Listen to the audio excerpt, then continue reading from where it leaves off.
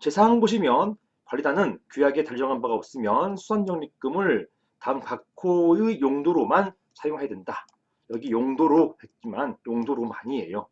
이 규정을 둔 취지 자체가 종전에는 수선적립금을 걷어가지고 이러한 수선 용도가 아니라 인건비나 기타 관리비 이런 것을 다 뺐단 말입니다. 이런 것 때문에 업무상 횡령이나 업무상 배임이나 이런 형사 문제가 많이 있었습니다. 자, 이런 것 때문에 아예 다툼이 없도록 이런 수선적립금은 딴 데 쓰지 마라. 여기 나온 것처럼 1항 수선계획에 따른 공사, 수선공사잖아요. 그리고 2호도 수선공사, 그리고 이렇게 수선공사에 들어가는 비용 이런 데만 쓰라 이렇게 되어 있는 것입니다. 보시는 것처럼 이렇게 신설된 수선적립금 규정은 부칙에도 이 법 시행이 이후부터 적용한다라는 규정이 없습니다. 아까 관리인 선임 같은 경우는 보시는 것처럼 부칙에 이 법 시행 이후부터 적용한다라고 되어 있잖아요. 그런데 수선적립금에는 이런 부칙 규정이 없어요. 따라서 기존 수선적립금도 법에 적용을 받는 것입니다. 결론적으로 관련 집행 결의나 또는 추인이 있어야 될 것으로 보입니다.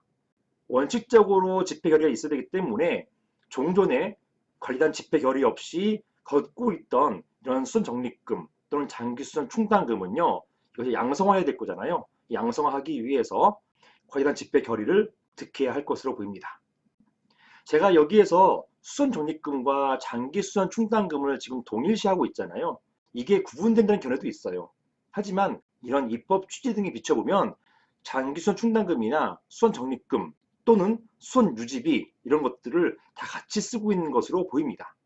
그래서 종전의 실무에서는 수선적립금, 수선유지비, 장기수선 충당금 이렇게 다양한 명칭으로 수선 목적으로 걷어오던 금원을 개정집합금법이 수선적립금 이렇게 표현한 것으로 보고 있습니다.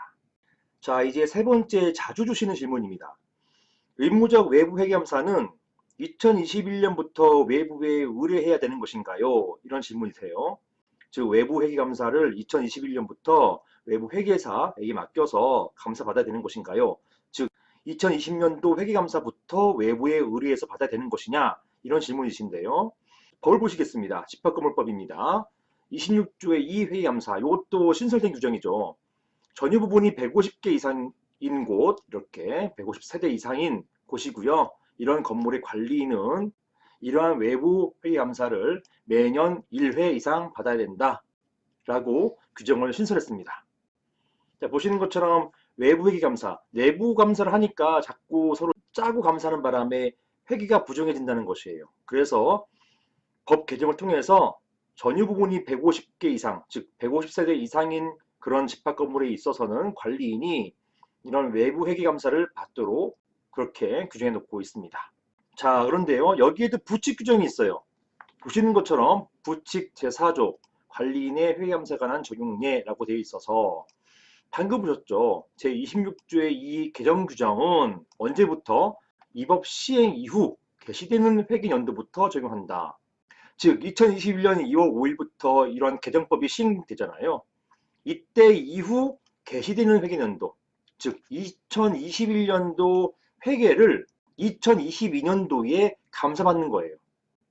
그래서 이러한 부칙중에 따라서 2021년도 회계를 2022년도에 외부 감사를 의뢰해서 받으면 되는 것입니다. 결국 2021년도에 2020년도 회계를 외부에 감사 의뢰하는 것이 아닙니다. 요 세 가지 질문들이 1년 동안에 가장 많이 주신 질문들이 되겠습니다. 이상입니다.